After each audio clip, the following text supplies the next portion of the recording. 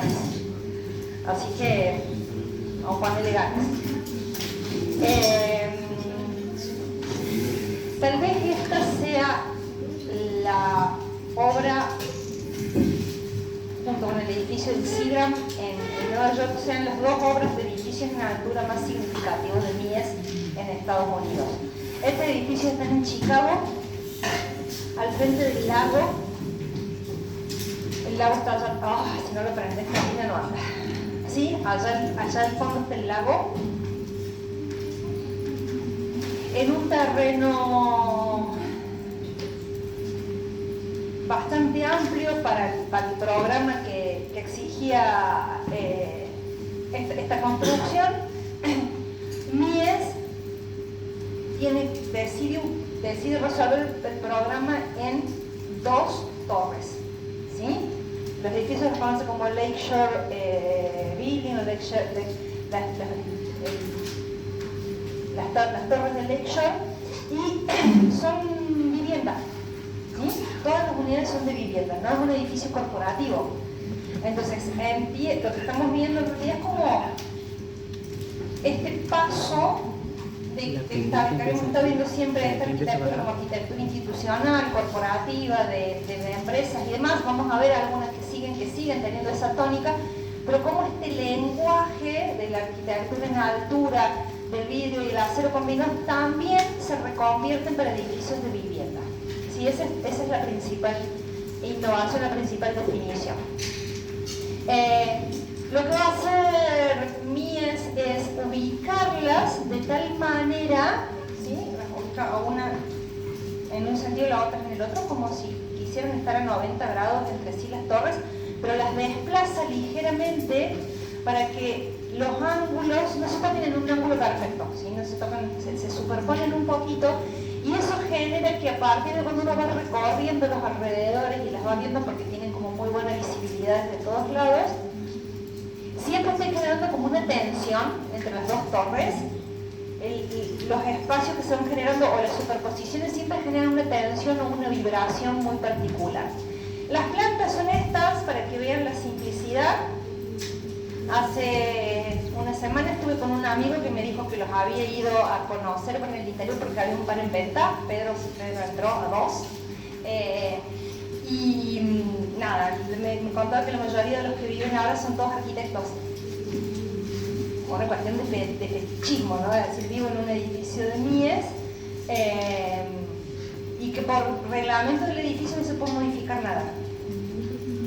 Imagínense hasta qué punto tiene este control Mies de lo que quiere que se vea, que todo el edificio tiene cortinas color crema. Vos después del lado de adentro podés poner la cortina que quieras, pero la cortina que da hacia el vidrio es color crema, para que todos los reflejos sean parejos. Digo, no. Entonces, las torres se resuelven en una modulación que se ve acá, en una cara por 3, ¿sí? Y en la otra cara por 5. Entonces juega como con estos dos números impares. Es una modulación de 3 por 5, una perfecta modulación propia de esta racionalidad de la arquitectura de Mies. Cuando tocan el piso se despegan para permitir que el paisaje las atraviese. Hay un único punto de conexión entre las dos, que es esta especie de paso aquí abajo, que es esta losita que ustedes ven acá. Y la particularidad es haber trabajado de nuevo con un material absolutamente industrializado. Está todo hecho con vigas de doble T. Y a partir de esas vigas doble T, que son las que las usan en realidad en perfiles doble T, no son vigas, perfiles doble T, los usan en la vertical y desde allí toman las carpinterías, ¿sí? Entonces genera toda esta situación de una especie de trama que queda hacia el exterior y el vidrio que queda como por el interior de la perfilería. Entonces eso le da aún más riqueza a la piel de vidrio y demás. Entonces, insisto, una de las obras más icónicas está junto con el edificio del Seagram en Nueva York. ¿Profe? Sí. Es mucho después del pabellón Barcelona, ¿no? Mira, No me acuerdo las fechas, por ejemplo, 20 y pico, sí, son 20 y pico de años después.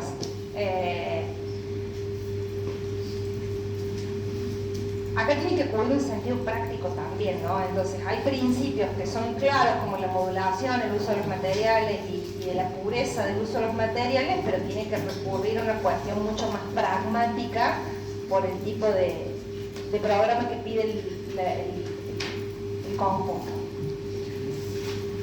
¿Lo conocen? ¿Alguna vez lo vieron? El edificio es la sede de la ONU en la ciudad de Nueva York, sobre el East River, ¿sí? No sobre el Hudson, sino sobre la cara este de Manhattan. Si bien acá tienen dos nombres, Harrison y Abramovich, que son los que van a terminar firmando el proyecto y haciéndose cargo del proyecto en general, como era el edificio de la ONU, lo que se esperaba era que participaran arquitectos de todos los países que iba a representar el edificio, ¿sí? Y entonces, ¿quién vino por Francia? Le Corbusier. Y de alguna manera fue el que más influyó en el proceso de diseño, porque ya era un tipo maduro, porque tenía las cosas muy claras, entonces él va a ser la mano oculta detrás del proyecto, o al menos el que no firma, pero que decide un montón de cosas. La particularidad de este edificio son las proporciones que consigue, porque es una placa muy esbelta, muy finita. Entonces, el mayor logro de alguna manera es esa proporciones que difieren, al estar en este terreno sobre el río, difieren de las condiciones que exige la normativa en el resto de Manhattan, que siempre se iban escalonando o que necesitaban el ingreso de la luz y demás. Entonces, al estar sobre el río se libera de toda esa cuestión de la normativa tan estricta y le permite conseguir esta placa muy finita. En el momento que hicieron el edificio está pensado para que trabajaran en la placa que es el secretariado de la ONU, o sea, la parte administrativa, 3.500 personas. Y el programa se completó con esto que está acá abajo, que es el recinto donde se reúne la Asamblea General de la ONU, ¿sí? Esta placa horizontal que está acá y que tiene esta especie de cúpula es donde se reúne la Asamblea. Pero el edificio, y aparecen algunas cuestiones de la plasticidad de Le Corbusier, ¿no? En ese tiempo brutalista, el uso del hormigón y demás. La torre, junto con la particularidad de las proporciones, se resuelve con dos caras de hormigón que abrazan los lados más cortos y que de alguna manera van como una cinta que envuelve el edificio. La piel de vidrio está trabajada en ese tiempo, ¿no? En los 50 con un vidrio verde, porque era lo que mejor calidad de poca transmisión térmica tenía. Y fíjate, se lee en todos lados. Cada tantos pisos aparece como un reticulado, que no se le ve el vidrio de la misma manera espejada. Esos son espacios técnicos que vas necesitando a lo largo del edificio, están perfectamente ritmados y en la parte superior esconde todo. Esconde las cajas de ascensores, esconde los tanques de agua, ¿sí? Y acá en los intermedios son los espacios técnicos que van necesitando el edificio, que se toma directamente un nivel perdido casi para resolver todo lo que tiene que ver con lo técnico. Entonces, ven que lo que les decía, vamos viendo como la predicción de estas torres, tanto para viviendas como para instituciones, como veíamos recién, una institución no gubernamental, o esto que siguen siendo la vieja temática del edificio corporativo. Esta es la sede principal de Lever Brothers. Para que no les quede tan lejos, ¿vieron el jabón en polvo, el detergente que usan en la cocina, el champú, qué sé yo, de Unilever? Son estos. No estamos tan lejos, ¿eh? Es la misma empresa, que empieza siendo una empresa familiar, por eso se llama Lever Brothers, ¿sí? Empezó siendo una industria química familiar y llegó a tener la escala que tiene en la actualidad, ¿no? Entonces esta es la sede principal de administración, que de nuevo, este edificio está sobre la Park Avenue, o sea, unas cuadras más adelante ya está el Central Park, y si bien va a tomar las restricciones de la normativa de Nueva York,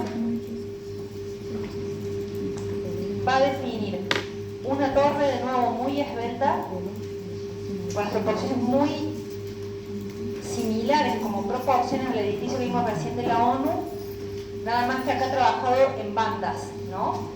No es ya una piel de vidrio continua, sino que está trabajada en bandas opacas y translúcidas que se apoyan o que combinan con este elemento que es una placa. La placa y la torre, que es parte de esa dupla propia de la arquitectura moderna en altura. Pero ¿qué hacen los arquitectos en este caso? Liberan completamente la planta baja. La ponen sobre pilotis y la liberan completamente. En el único lugar que el edificio toca es en el ingreso y en la caja de circulaciones. Nada más. Y le liberan al uso público toda la planta baja para que la gente, los peatones de la ciudad de Nueva York, la puedan atravesar en cualquier sentido y usar ese espacio público. Esta placa que ustedes ven acá tiene que ver con como es una empresa, una única empresa, aquí está el comedor de los empleados y demás, toda la parte que es no oficina, ¿sí? Los espacios comunes del edificio, el espacio de oficina, que también tienen un patio allí para mejorarle las condiciones de ventilación, y que tiene esta terraza jardín que desde la calle no se ve y que es para el uso también de los empleados, como un espacio verde, un espacio de esparcimiento propio exclusivo de los empleados. Entonces, ¿cuál es el aporte de este edificio? La conexión y la generosidad hacia la ciudad, ¿no? Permitir que la ciudad siga usando el terreno de la planta baja de manera completa. En esa evolución de los edificios en altura, este es un edificio para una empresa de seguros, lo hace otro emigrado, Piero Bellucci, un italiano, en la ciudad de Olvo, en donde empezamos a ver como combinado el hormigón con la piel de vidrio, ¿no? Esa es la particularidad. Las otras pieles de vidrio están sobre estructuras metálicas. Acá vemos una piel de vidrio combinada con estructura de hormigón. Una planta libre, que ya sabemos de qué se trata y demás, y está toda tabicada para darles a las oficinas los espacios necesarios. Y este edificio, dentro del catálogo del MoMA, está en la tapa, ¿sí? Esas puntas que se ven en la tapa de la primera imagen donde estaba el catálogo, es parte de la piel de vidrio de este edificio. En este caso son los mismos arquitectos del edificio de la ONU, que en esta exploración, esta evolución de las pieles de vidrio, que de alguna forma es lo que estamos viendo, construyen un edificio corporativo, de nuevo, un edificio para oficinas, e introducen estos paneles de aluminio preconformados, están todos estampadas la chapa, con una idea que es propia de lo moderno. Miren esta. Lo que de alguna manera recrean son una cantidad de pantallas de televisión una al lado de la otra. Sí, la metáfora pasa por ahí. Y la televisión era lo más moderno y lo más nuevo en los 50, cuando empezamos a ver imágenes y no solamente escuchar la radio. Yo sé que para ustedes estoy hablando como de el tiempo antes del diluvio universal, porque ustedes tienen tanta familiaridad con la pantalla, con este otro, pero la verdad que fue un salto. Dejar de escuchar solamente radio para poder ver imágenes en tu casa fue un salto tremendo. Entonces, que este edificio haya tomado ese elemento para darle el lenguaje a una de las cosas más singulares. ¿Cómo funcionaba esto? Es todo metálico y venían estos paneles, y después desde el lado de adentro se completaba como una especie de mezcla, no una mezcla tal como cemento, arena, pero con con un mortero desde el lado interior para asegurar la estanqueidad de las placas y darle más rigidez, porque el aluminio nos sabe que es como muy finito, ¿no? Y muy plegable. Entonces con un mortero desde el lado interior se le terminaba la rigidez una vez que ya estaba tomada a las estructuras metálicas. Y ahora está el otro edificio que nombré hace un rato, el edificio del Seagram. De nuevo es un edificio corporativo en la ciudad de Nueva York. La obra, insisto, junto con los otros dos edificios, las obras más interesantes del Mies en Estados Unidos, en Altura, en donde aparece ya el joven discípulo Philip Johnson asociado. ¿De qué se va a ocupar Philip Johnson concretamente en este edificio? De todo lo que tiene que ver con la cualificación del espacio en la planta baja, en el hall de ingreso y demás. ¿Sí? Porque el resto, nada, es una planta libre para arriba, no había mucho que hacer más que definir la tabicación interior de los espacios. El edificio vuelve a tener una enorme generosidad urbana. Ven como esa constante, que lo vimos también en los edificios de Lakeshore, le regala a la ciudad una plaza pública prácticamente, ¿no? ¿Cuántas películas hay filmadas en esta placita? O que tienen alguna escena en esta plaza, montones. De nuevo la idea de los perfiles, pero acá fíjense la vibración absolutamente distinta que consigue, porque las piezas más importantes están en este sentido, las piezas metálicas más importantes están en este sentido. Y en el sentido vertical usa una trama mucho más fina. Es exactamente al revés de lo que hizo en los otros edificios, donde era mucho más importante la trama vertical que la trama horizontal. Las piel de vidrio en el caso del hall, esta es una decisión de Philip Johnson, es alejarse de las piezas estructurales y definir el hall de acceso por allá. Insisto, el valor del Mies es la lectura de las tramas, ¿no? Y ese orden tan racional que él propone en estos edificios. Ray está grande, pero todavía está activo y sigue siendo un arquitecto buscado y deseado en este tiempo. Entonces, en este caso, ¿quiénes son? Johnson y Johnson. La otra enorme empresa química que también usamos, lo que no usamos de Lever lo usamos de Johnson. ¿Sí? ¿Están de acuerdo? Bien. Este edificio está dentro del Wisconsin, dentro del área central, donde está la planta incluso de Johnson completa, y el que me interesa mostrarles son dos cosas. Es un complejo con un montón de edificios. A Ray lo contratan para estos dos. Esta torre, que es este espárrago que tienen acá, es una tremenda lección de arquitectura que solamente Wright nos puede dar. ¿Qué va a hacer Wright en este edificio? Estoy pidiendo un montón de final. El que ande ya está todo el partido. Estamos muy fin de año, no andan mal los marcadores, chicos, esto es cualquier cosa. Este es nuevo, pero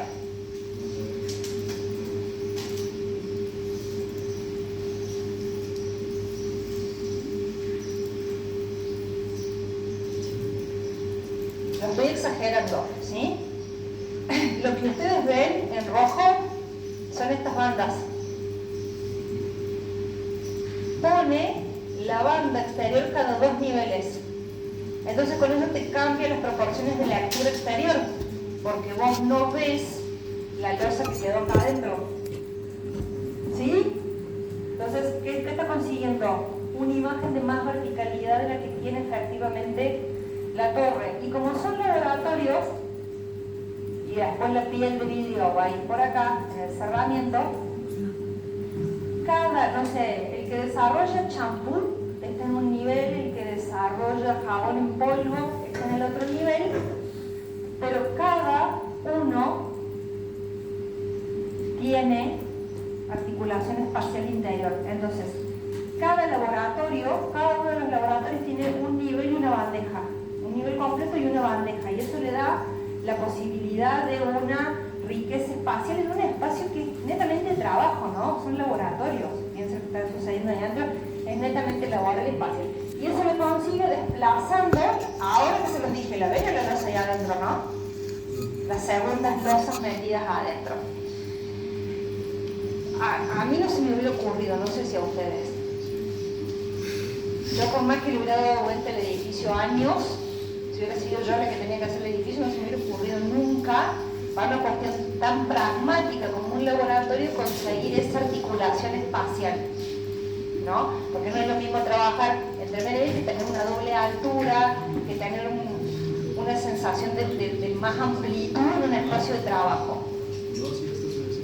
Entonces eso es lo que hacen en esta torre, y en las placas que están por acá abajo, que ven que tiene toda una parte vidriada allá arriba, arma esto.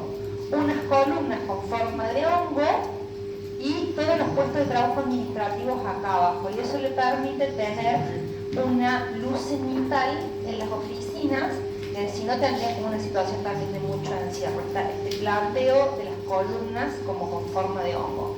Nos está hablando de un Ray que ya viene a decirnos otras cosas en un ratito. Los Saarinen, de nuevo, Eero Saarinen, el hijo de Eliel, en la ciudad de Detroit, que tiene la mayor cantidad de plantas industriales de automotores, ¿sí? Va a ser convocado para hacer el edificio de la General Motors, una cantidad de construcciones que definen esta planta fabril. Y la primera decisión que va a tomar es algo que tiene que ver con el paisaje.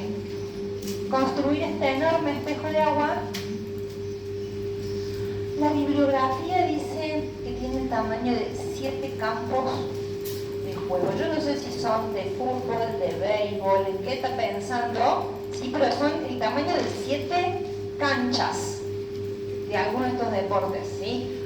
Para que tomemos como dimensión del tamaño del espejo de agua. No encontré ningún lado que me diga las medidas, pero sí como que siempre está la analogía con lo deportivo para poder pensar el tamaño de esto. Enorme.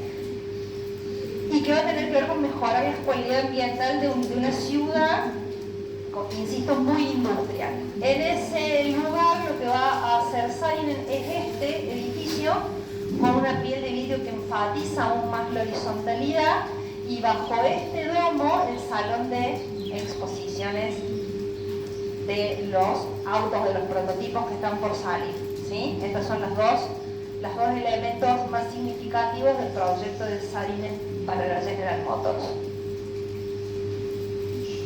Otro de los emigrados, Mendelssohn, el alemán, que algo que venimos viendo desde la torre de Einstein, ¿se acuerdan? Aquel como mirador o como observatorio en Alemania, que en la ciudad de San Francisco es convocado para hacer un hospital Maimónides, en donde la particularidad, son todas fotos viejas, porque después un dañino cerró esto todo con vidrio. Todo el chiste del proyecto de Mendelssohn no se ve más. Entonces, por eso son todas fotos viejas, porque son lo anterior a esa intervención. ¿Saben qué alto tienen esas losas? 7 centímetros. Los balcones tienen 7. Es así, no es mucho más que esto. No son 10 centímetros, son 7 centímetros. Una proeza estructural, ¿sí? Para un arquitecto acostumbrado a ver la plasticidad en el hormigón. ¿Y qué otra cosa consigue? No hay una planta decente, no, bueno, pero acá están las costillas estas. Lo que va a hacer es como que el muro se adelante entre medio. Cada una de estas son las habitaciones del hospital, las habitaciones de los enfermos. Entonces le da a cada habitación una extensión, un balcón. Y con estas costillas, que son estas que van viendo ustedes, que son las pantallas, estamos como con pantallas estructurales, con esto genera un poco de división y un poco de privacidad entre una habitación y la otra. Insisto, después vino alguien y cerró todo, y lo hizo con Mendelssohn en vida. O sea que le podría haber preguntado, che, ¿cómo cerramos esto? No, lo cerraron y destruyeron para siempre la imagen del edificio. edificio. Pero entonces acá tenemos esta particularidad. El edificio está en el catálogo del MoMA, por eso también a veces hay edificios que a ustedes no les parecen tan significativos hoy, pero eran significativos en el momento. Fueron de las obras que se propusieron que debían estar en el catálogo entre medio de toda esta cantidad de críticos a los que se convocó para la decisión de cuáles iban a ser las obras que iban a integrar esto. Este RAI, les dije, este RAI nos adelanta a este RAI. ¿Sí? Cuando se hizo la exposición la obra no estaba terminada, así que lo único que hay en el catálogo es esta fotito, por eso se les puse esta fotito, porque la obra estaba en construcción. ¿Qué se sabe de la obra? ¿La vieron alguna vez? Alguna vez, aunque sea en una foto. ¿Y qué se sabe? Que la escalera. Mira cómo me acomodo yo para divertirme. Digan lo que sepan, no importa, después yo acomodo. ¿Qué un solo recorrido? ¿Cómo? ¿Un solo recorrido? Exactamente, que es una espiral en la que yo voy recorriendo, en realidad subo y desciendo. No se recorre de abajo para arriba, se recorre de arriba para abajo. ¿Sí? Fíjense así, sí. Sí, porque una espiral, pero con un otro para arriba, otro para abajo. Se va, lo que piensa ahí es el sentido, se sube en un ascensor y se desciende por el espiral. ¿Qué más se sabe?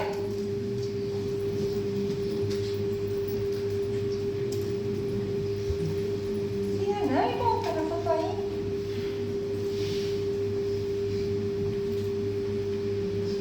¿Está en dónde? Ahí dice, ¿no? ¿En dónde? En Nueva York. ¿Está lejos o está cerca del parque? Esas cosas dicen mucho de la obra. Está enfrente del Central Park. ¿Qué tendrá que ver esto con la normativa? Poco y nada. Wright se requete contrapeleó con la Oficina de Obras Públicas y Obras Privadas de Nueva York de esta obra, por eso no avanzaba la obra, porque lo que va a plantear no se ajusta en nada a la normativa, pero era Wright. Entonces eso va a generar una cantidad de discusión y por eso la obra va tan lento. ¿Quién es el comitente?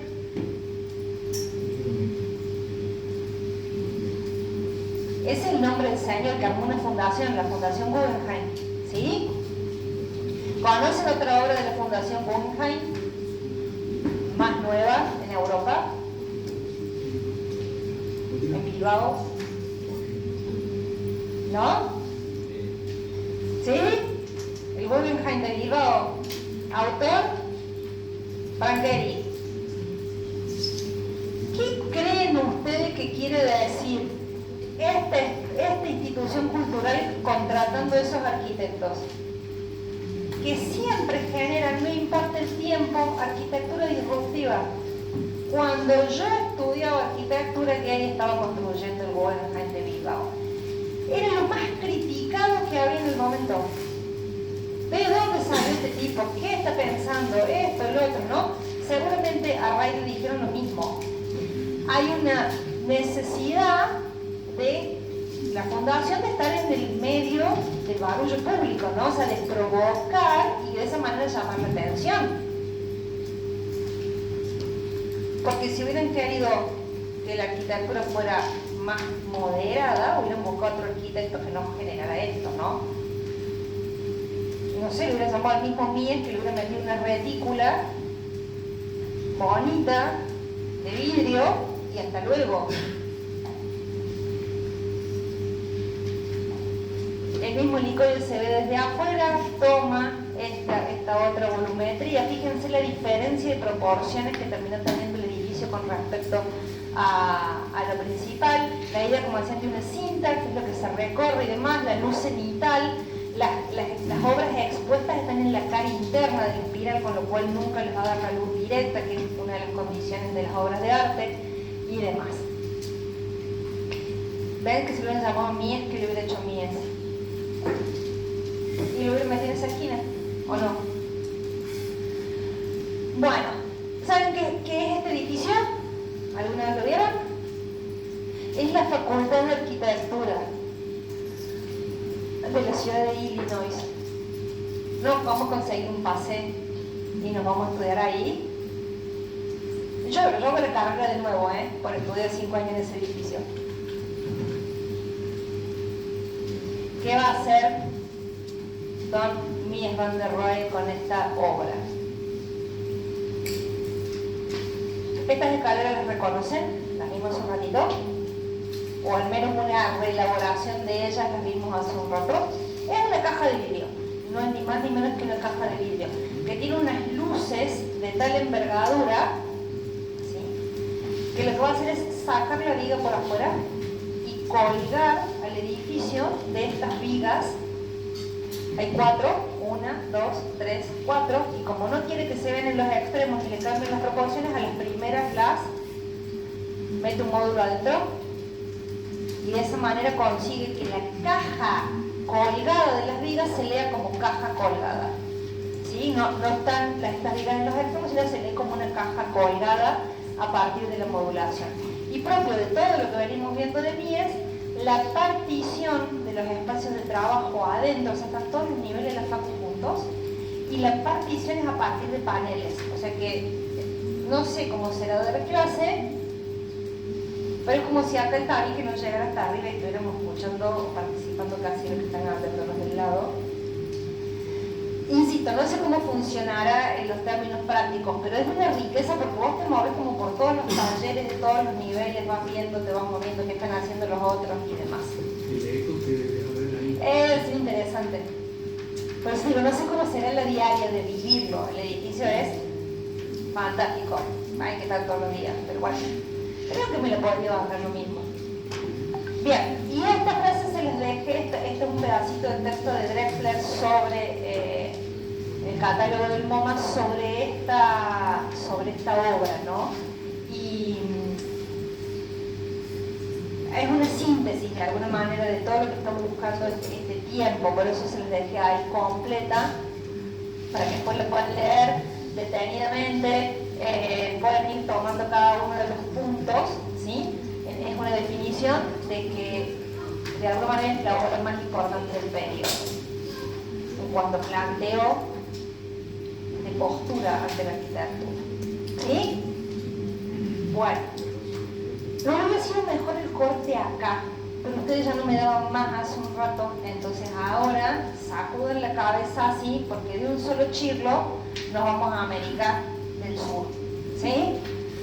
Si hubieran sido 2 paquetitos las clases, en realidad eran 2 clases, por eso les dije, una era hasta ahí era la de esta semana y esta es la de dentro de 15 días. Así que se la bancan como pueden porque el periodo no lo puse yo. Vemos un poco de esta y después hacemos otro correcto, ¿sí? Este proceso de transformación y apropiación de la modernidad, ven que en América del Norte no vimos ninguna solita obra que no fuera de Estados Unidos, ¿no?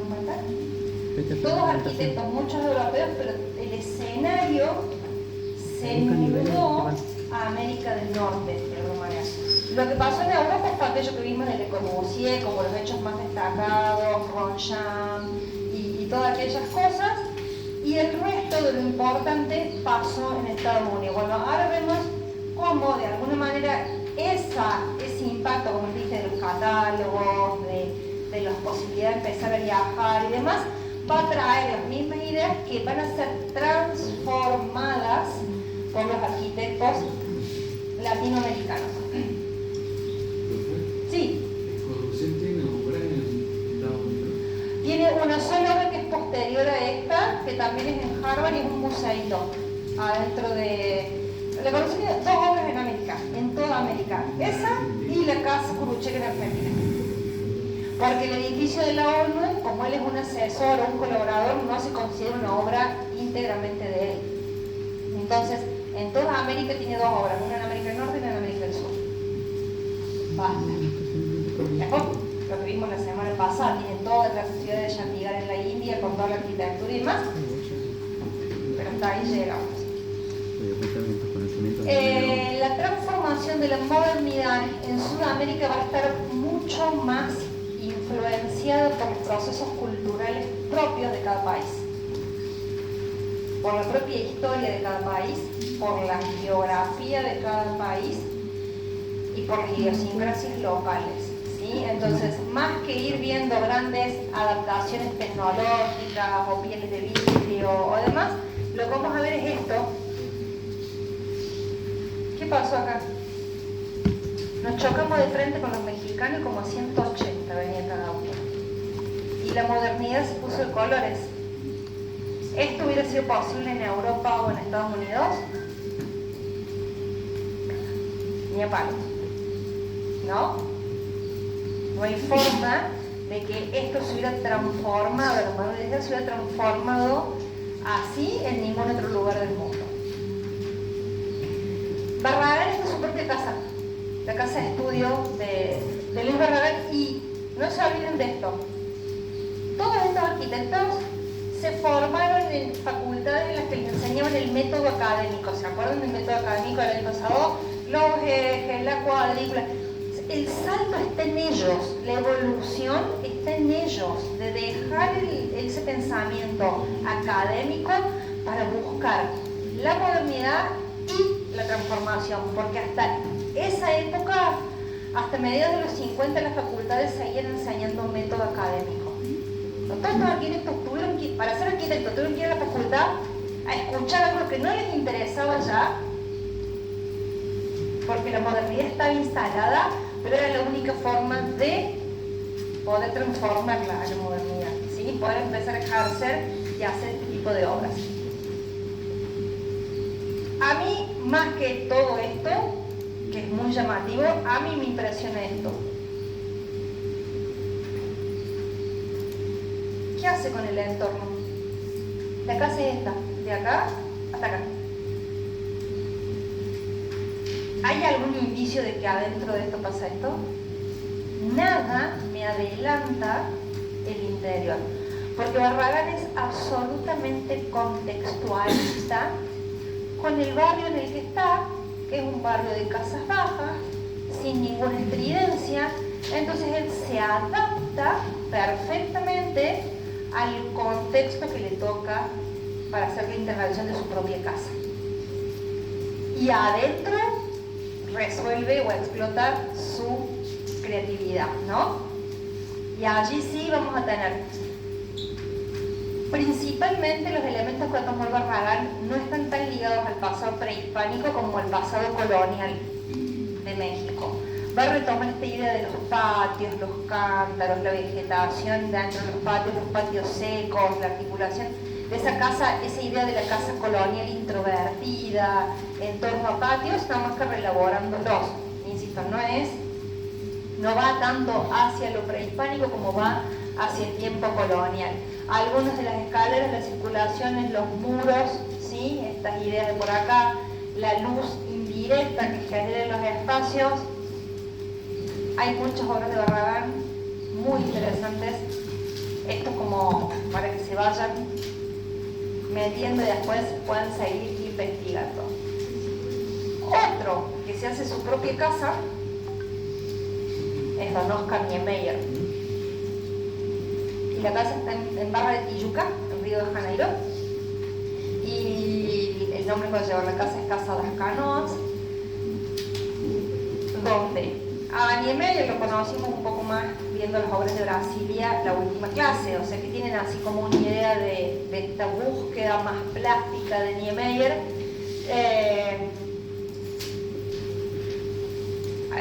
Le dirán a Niemeyer incluso que él es muy barroco para ser moderno, alguna vez criticándolo, ¿no? Como que su modernidad es muy barroca o que tiene demasiado movimiento. Y el mismo que lo critica le dice, pero lo hace muy bien usted, entonces hay como un guiño por allí. La casa se asienta en un morro, ¿sí? Típica topografía de Río de Janeiro, los morros, ¿no? Entonces la casa se asienta en un morro. Y si yo pudiera tal vez aislar esta imagen sola, ¿qué tan lejos conceptualmente estamos de la casa Farnsworth o de la casa de vidrio? Miren esta imagen sola. No está tan lejos. Son losas con los planos de cerramiento de vidrio. Nada más que acá te llevó por delante Brasil. El afloramiento rocoso, la vegetación por allá atrás, todo es exuberante, todo es así, ¿no? Entonces, por supuesto que Niemeyer va a tomar las curvas como un elemento que trae del paisaje, que trae de su propia cultura original brasilera y demás, y va a reelaborar un principio, que era ese principio purista de Mies o de Philip Johnson, en esta cosa que, miren, se apoya, bueno, por acá aparece la pileta, la losa que toma esa forma curva. Niemeyer tenía una capacidad de síntesis en los dibujos extraordinaria, estos dibujos son de él. Entonces, es esto, la casa es esto, este gesto, una losa y la pileta allí también curva. Algunas de estas curvas, como él las ve en la relación con el paisaje, apoyadas en el morro es este mismo, fíjense, acá aparece la losa de hormigón, parte del morro, la escalera que desciende, esa combinación entre la naturaleza y las ideas de lo moderno, ¿no? Que están ahí tan claritas, e insisto, la exuberancia, pero después, volvemos a esta, ¿no parece ser una casa de Mies, esto acá, tranquilamente? Si le sacamos allá toda la jungla y toda la topografía. Las ideas son esas ideas del purismo, nada más que decodificadas a través del mismo Brasil, ¿no? De alguna manera. Otra mujercita que se instala en Brasil es italiana. Hoy no está la Cami, tenemos varias chicas y no está la Cami. Bueno, no importa. Lina Bo, Barbie era el marido, Lina Bo Barbie, toma el nombre de su marido también y así es conocido internacionalmente con su nombre completo. Esta casa está en San Pablo, en las afueras de San Pablo, también en Brasil, y Lina tal vez es mucho más purista con las ideas, pero esta es la casa cuando se estaba recién inaugurada. Ahí está Lina parada dentro de la casa flota sobre la topografía, se ingresa a través de esta escalera que nos lleva a la planta principal. En la planta, esta planta que es la principal, acá está el área social y en la parte de atrás y demás están los dormitorios. O sea, los dormitorios miran a la parte posterior del lote. La idea era esta. La casa, cuando la construyeron, el lote hubo que limpiarlo para poder hacer la construcción, pero la idea siempre fue esta, de la integración absoluta con el paisaje.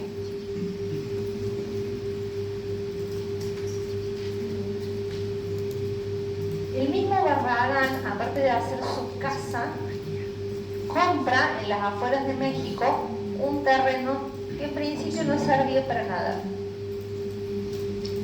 Que es en una zona que se llama el Pedregal, porque todo esto que ustedes ven acá, por ahí, que esos son los volcanes mexicanos, todo esto es una topografía así, llena de roca volcánica, vegetación media de meseta, muy seca y demás. Entonces compra esto por 2 monedas, porque es un terreno que a priori no servía para mucho. Y él plantea esta urbanización en términos muy orgánicos, muy libres del trazado de las calles, y allí empiezan a construir una serie de arquitectos de vanguardia en ese momento para México, y los que van a venir a habitar aquí son una especie de élite intelectual mexicana que busca de alguna manera esos principios de la modernidad. Y acá tienen como algunas de las casas que se construyeron, yo les voy a mostrar una solita, algunas de las casas que se construyeron. Ahí está el mismo Barragán en su estudio con el plano del Pedregal, las fotos cuando estaba casi apenas delimitando los límites, materializando los límites, y aquí algunas de las casas que empezaban a aparecer. Ven que en todas aparece como la topografía invadiendo o definiendo el tipo de arquitectura, cómo se va a sentar la arquitectura moderna allí. ¿Esto les hace acordar algo? Ahora lo vamos a ver en un rato, pero no es una idea exclusiva de Amancio Williams, ¿no?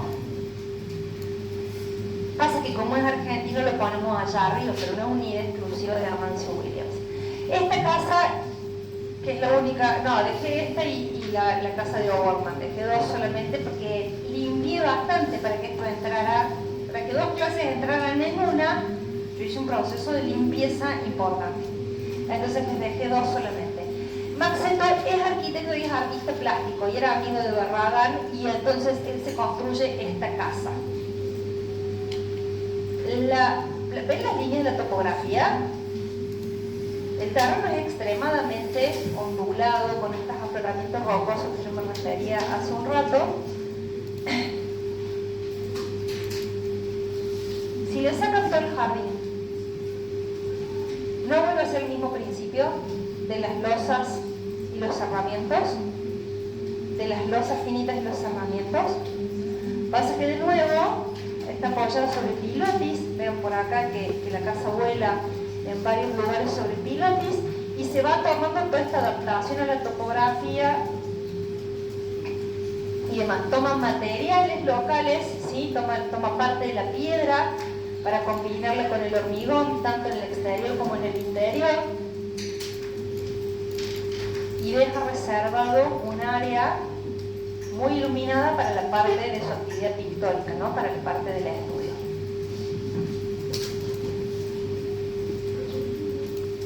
Es una falta de respeto haberle dicho barroco a Niemeyer, ¿o no?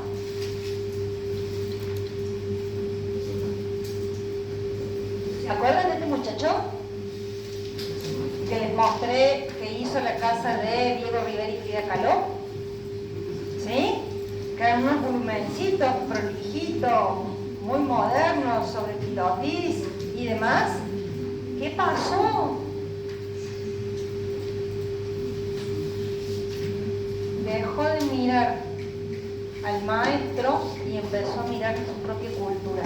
En el mismo Pedregal, o sea, en el mismo barrio que había loteado Barragán, con otra actitud hacia la topografía. ¿Qué hizo Seto? Apoyó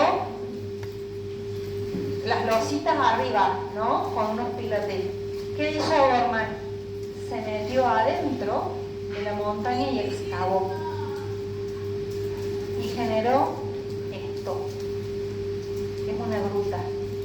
Básicamente es una gruta. Este es el estar. Hay una foto buenísima que está O'Gorman sentado acá, no sé por qué no lo puse. Y la casa toma una cantidad de elementos de la identidad mexicana, ¿no? Un montón de motivos de las culturas originarias. ¿Es moderno? Sí. Es alternativa fácil. ¿Es paradigmático? ¿Es anómalo? Por donde lo miren. Lo atravesó su identidad cultural, ¿no? Eso es lo que le pasó a O'Gorman. De alguna manera casi, ¿se acuerdan que yo les conté que era amigo de Frida Kahlo? De alguna manera vieron que Frida termina vestida como con la ropa tradicional mexicana. Los termina atravesando su propia identidad cultural. Otro problemita que hay que resolver, y les muestro este solo, porque esto es fantástico y después viene toda una cantidad de cosas en América que es mejor olvidarla. Alfonso Reilly, uno de los arquitectos que había participado en el edificio del Ministerio de Salud y Educación de Río de Janeiro, ¿sí? ¿Se acuerdan que se les mostré? El mismo Alfonso Reilly es convocado para hacer esta unidad como un complejo residencial de gran escala que de alguna manera, si bien no va tan alto, tiene la misma densidad que la unidad habitacional de Marsella. Está pensada para más o menos la misma cantidad de gente. Volvemos al problema del territorio, Río de Janeiro y sus pendientes y su topografía. Entonces, no puede construir una cosa tan alta como la unidad habitacional de Marsella. Entonces, la vuelve una cinta continua en el territorio.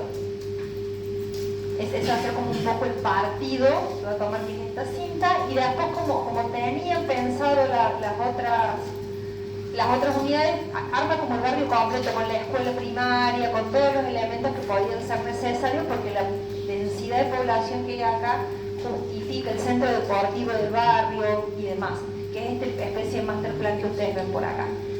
¿Qué hace para salvar el problema de la topografía? Allá atrás la topografía queda a este nivel, y es este vacío que genera entre los dos niveles principales. Esto queda atrás a ese nivel, y este baja y el nivel sigue por allá atrás, ¿sí? Acá la topografía de atrás está ahí, y hacia acá está ahí, ¿se entiende? ¿Cómo ajusta esta cinta? Perfecto. Sí. Solo la circulación de vacíos. Sí. ¿Por qué les dije que les muestro esto y no les muestro más nada? Porque de alguna manera acá sale la idea de los monoblocks, que tan mal nos han hecho, que tienen una calidad arquitectónica, por lo menos en la Argentina, lamentable. Juntamente podría haberles mostrado lo de Villanueva en Caracas.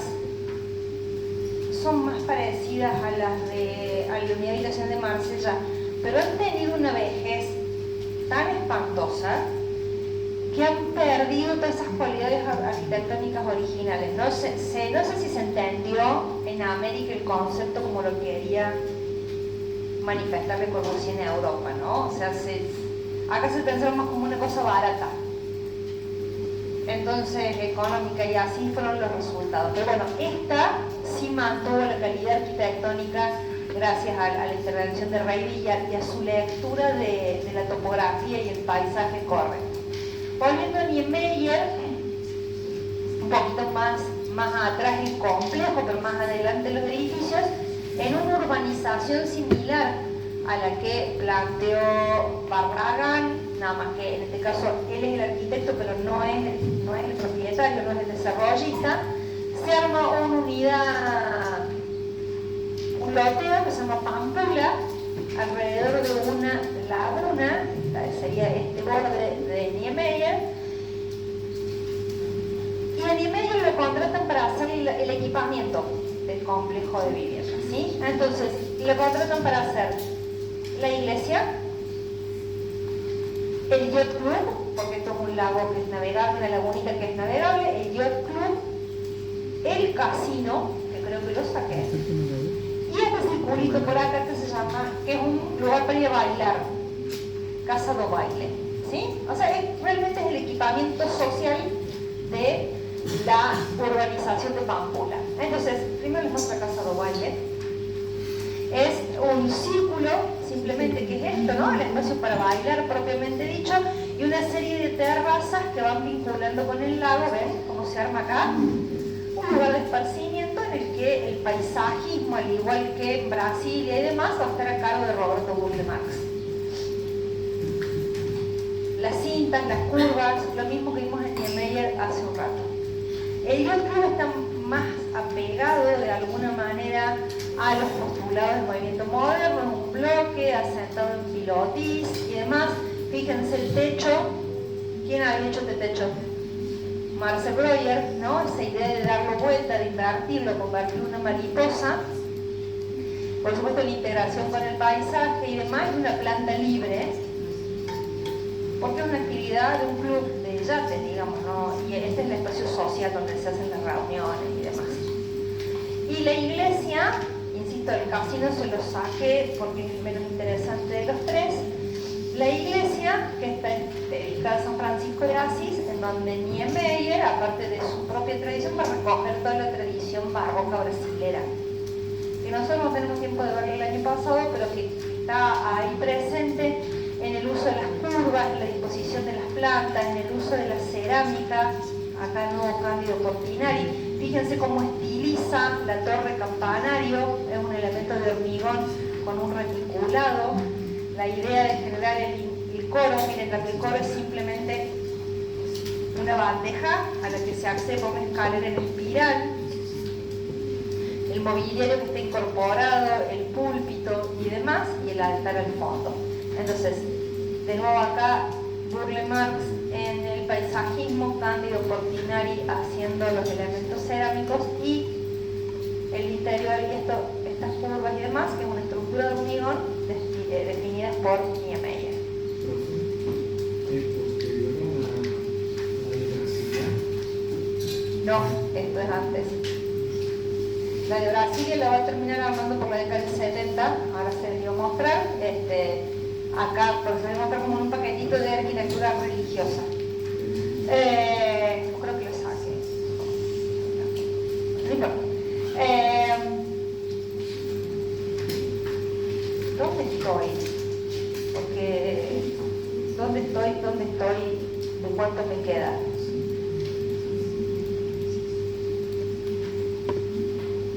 No hacemos nada. No, aguántense las museos y hacemos un cortecito.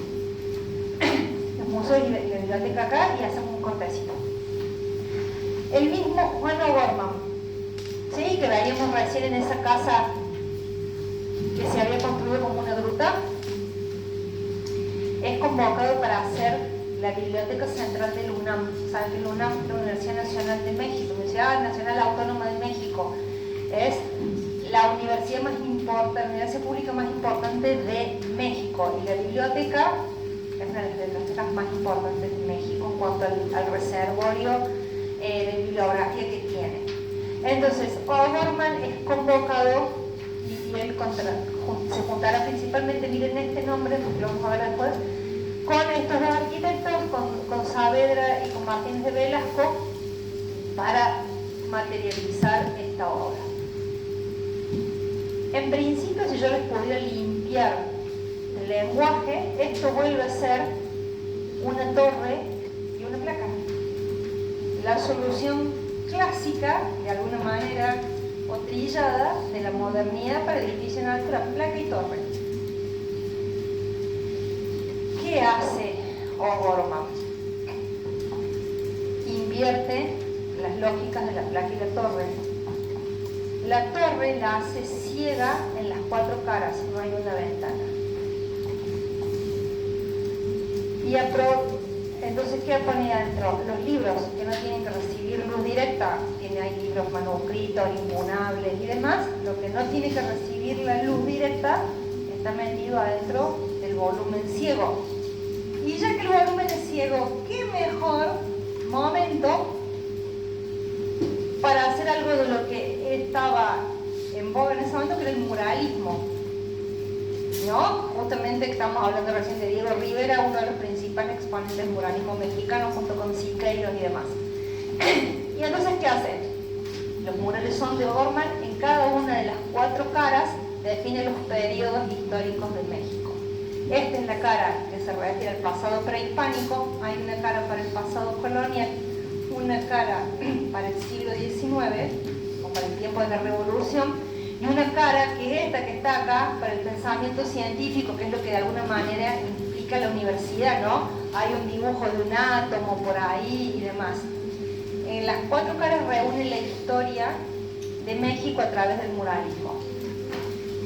En la sala de lectura, que la pone en el volumen de la placa, tamiza la luz mediante esto, que es una piedra muy finita que se llama alabastro, ¿sí? Una piedra translúcida. Con eso tamiza la luz de este color, por eso es así irregular, porque esto no es vidrio, es una piedra natural, por eso es irregularidad. Y acá abajo sí lo abre completamente. Y pegadito a la sala de lectura arma esta fuente que también remite de alguna manera al pasado prehispánico. El mismo Ramírez de Velasco, que veíamos recién, construye esto, que es uno de los edificios más interesantes de la Ciudad de México, junto con la biblioteca. El Museo de Antropología de la Ciudad de México, el Museo de Antropología más grande de América. Tenían con qué llenarlo, está claro, ¿no? Porque las culturas originarias de México son las que mayor cantidad de objetos han producido como culturas excedentarias. Entonces, desde afuera, el museo no me dice nada, ¿no? Dos volúmenes ciegos, este volumen que de alguna manera tiene esto pesado arriba y esto tirado abajo, que me da el acceso a estas salas, que es lo primero con lo que yo me encuentro, a los laterales, metido allí, y el edificio se abre y toma todas las componentes de ese pasado que está representando ahí, en el patio interior. Yo sé que voy a decir cosas que les mostré más yo que lo que habían visto cuando tendrían que haberlo visto. Pero Pedro Ramírez va a retomar de las culturas originales, ese principio, tal vez de las ciudades mayas de la península de Yucatán, pienso primero en Uxmal. La tendría que haber visto en Historia 1. Lo siento. Que tienen este criterio de decoración, de dejar la parte de abajo lisa y la parte de arriba llena de decoración, ¿sí? Entonces él no vuelve a un formalismo innecesario, arma esa especie de diseño geométrico, pero que remite a esa vibración de la decoración. La otra cosa que incorpora es esta sombra, este paraguas, que es un alarde tecnológico que le da frescura. México es muy caluroso y demás. Es una única columna y la losa está colgada, ¿la ven? De allá arriba. La losa está colgada para generar este espacio en el patio. Y con esto hacemos el corte. Y el museo, de nuevo, Alfonso Reiby, el responsable, veíamos recién del complejo este habitacional, que abre de alguna manera, junto con Lina Bobardi, con algunos arquitectos más, algo que se va a llamar la Escuela Paulista o la Escuela Brasilera del Hormigón. ¿Alguien alguna vez les presentó o tuvieron contacto con la obra de Angelo Bucci? Me aterra a los profesores de diseño que tienen esta criatura. Angelo Bucci es el exponente actual más importante de esto. Después busquen la obra de Angelo Bucci porque les va a encantar y lo van a encontrar. Es un tipo que está trabajando ahora, no estoy hablando de alguien de historia, es un arquitecto contemporáneo brasilero. Una forma de entender el hormigón con una plasticidad que tal vez viene un poco heredada de Niemeyer y que se va a ir afianzando con estos otros arquitectos. Miren la proeza estructural que tiene este edificio.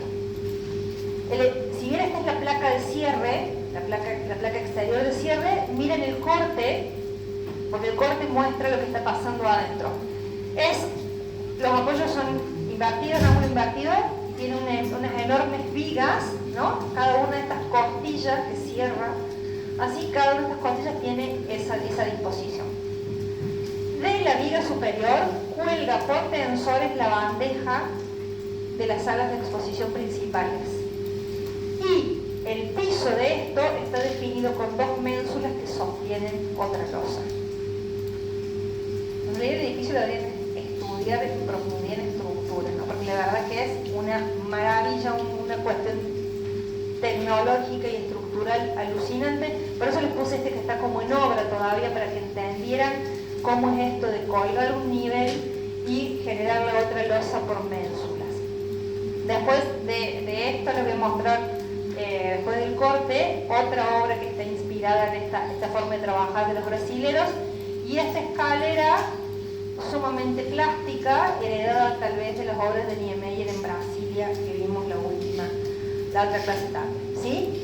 Entonces, otros 10 minutitos y se ventilan porque se me están durmiendo, y después hacemos un solo tironcito hasta que terminamos y trataremos de terminar con tiempo suficiente.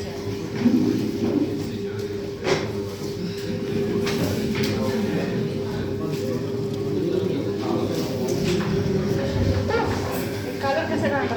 ¿Vamos?